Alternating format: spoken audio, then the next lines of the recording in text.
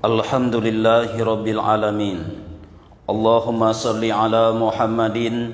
Subhanaka la ilma lana illa ma'alamtana innaka antal alimul hakim.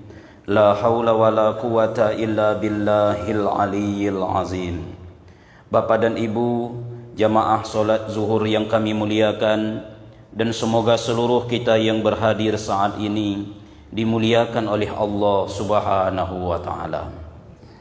Itulah yang dijanjikan oleh Rasulullah sallallahu alaihi wasallam di dalam sebuah hadis beliau, "Man roha ilal masjidil jama'ati fa khutwatun tamhu sayyi'atan wa khutwatun taktubu lahu hasanatan wa tarfa'ud darajatan."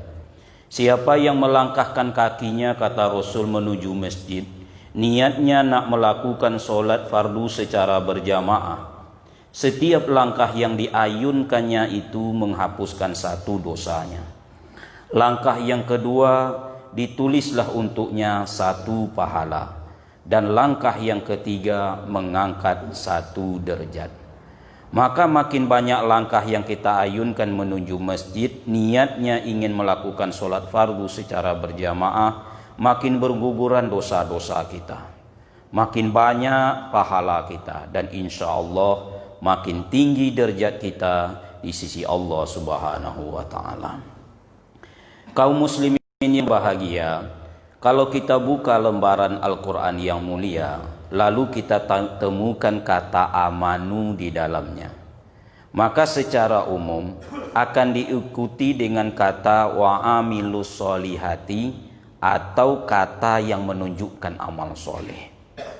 Seperti di dalam surat Al-Asr, surat yang ke-103 ayat yang ketiga, illal ladzina amanu wa amilus solihati wa tawasau bil haqq wa tawasau bis sabar. Seperti di dalam surat At-Tin ayat yang ke-6, illal ladzina amanu wa amilus solihati falahum ajrun ghairu mamnun. Dan seperti di dalam surat Al-Baqarah surat kedua ayat ke-25, wa basiril ladzina amanu wa amilus solihati anna lahum jannatin tajri min tahtihal anhar. Setiap kata amanu selalu diikuti dengan wa amilus solihati, atau kata yang menunjukkan amal soleh. Seperti ya ayyuhallazina amanu, walaupun tidak ada wa amilus solihatinya, ya ayyuhallazina amanu kutiba alaikumusiyam. Kutiba alaikumusiyam, diwajibkan atas kamu berpuasa. Puasa adalah bentuk amal soleh. Ya ayyuhallazina amanu zukurullaha zikran katsira. Duhai orang yang beriman, berzikirlah kalian kepada Allah dengan sebanyak-banyaknya zikir. Zikir itu adalah bentuk nyata amal soleh. Jadi kaum muslimin dan muslimat, setiap kata amanu diikuti dengan kata wa amilus solihati, atau yang sejenis yang menunjukkan amal soleh, menunjukkan kepada kita orang yang hari ini dikaruniai, diberi nikmat yang paling besar, yaitu iman, haruslah ia wujudkan lewat amal-amal soleh dalam gerak kehidupannya. Mengapa demikian? Karena besok orang yang paling menyesal di kampung akhirat adalah orang yang ditakdirkan Allah lahir dalam keluarga orang yang beriman. Ayahnya orang beriman, ibunya orang beriman, seluruh keluarga kaum familinya alhamdulillah orang beriman. Tapi ia sendiri tak mampu mewujudkan nikmat yang besar itu lewat amal-amal soleh. Maka dari mulut yang seperti inilah besok keluar ratapan, Rabbana absorna wa sami'na farji'na na'mal solihat inna mungkinun. Ya Allah, balikkanlah kami ke dunia supaya kami bisa beramal soleh. Kapan amal soleh ini sudah menjadi sebuah penyesalan bila tidak kita melakukannya? Bukan sekarang, Pak. Kalau sekarang, belumlah dipisahkan Allah mana yang beramal soleh, mana yang beramal salah, mana yang beramal, mana yang tak beramal. Gaya jalan, gaya duduk, gaya bicara, insya Allah hampir sama, Pak. Keluar kita nanti dari solat zuhur berjamaah ini tak nampak lagi. Mana yang solat zuhur berjamaah, mana yang sendirian tak tampak. Mana yang di saf awal, mana yang di saf akhir tak tampak. Mana yang sempat membaca Allahumma antas salam wa minkas salam, mana yang Allahumma lantas jalan saja, tak nampak. Mana yang sempat berdoa, mana yang tidak nampak apa.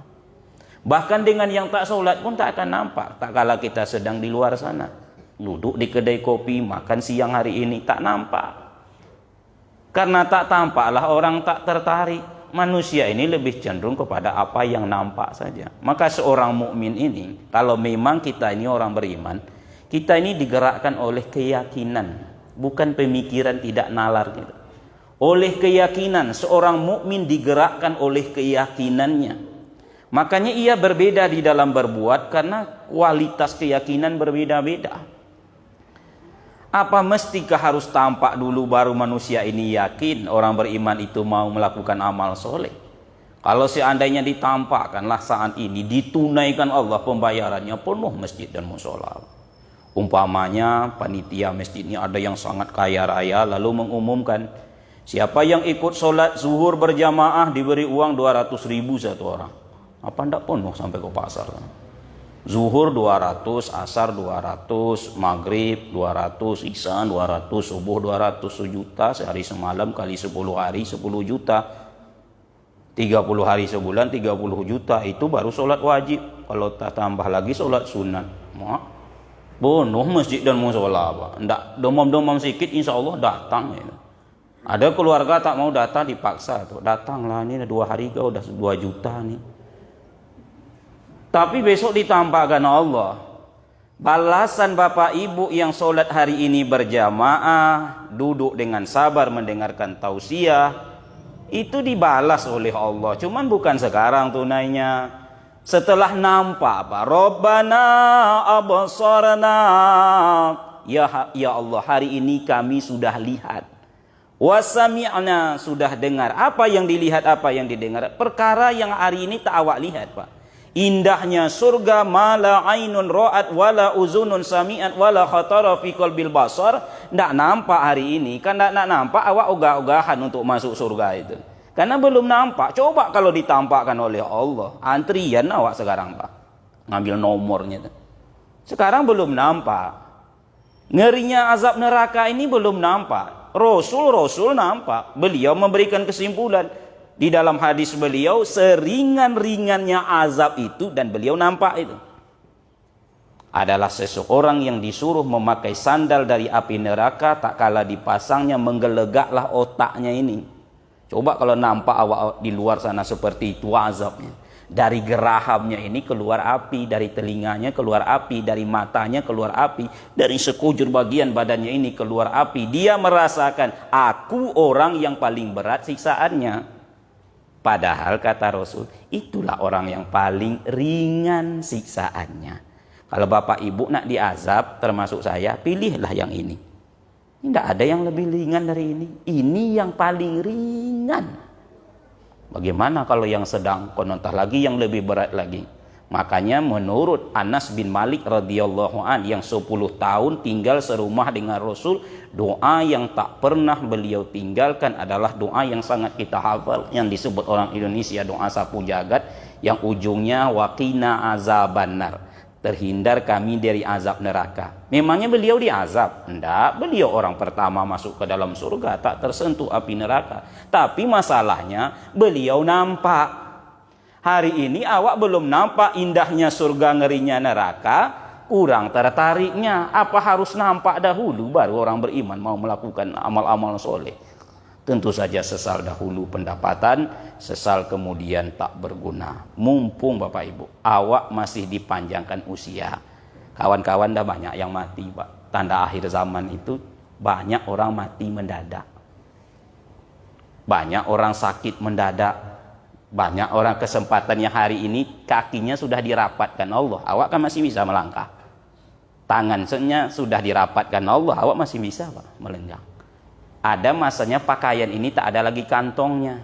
Sudah kapan, Pak? Saat inilah awak beramal. Kaum muslimin, Tentu saja sesal dahulu pendapatan, sesal kemudian tak berguna. Mudah-mudahan kita ini bisa menjadi orang yang beriman lalu melakukan amal-amal soleh, karena pasti dibalas dengan pahala yang berlipat ganda.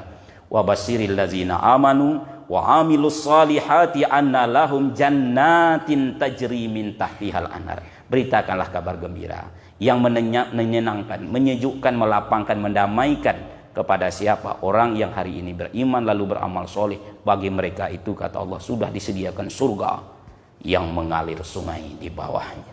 Mudah-mudahan ada manfaatnya. Lebih dan kurang mohon maaf. Subhanaka Allahumma wa bihamdika asyhadu an la ilaha illa anta astaghfiruka wa atubu ilaik. Assalamualaikum warahmatullahi wabarakatuh.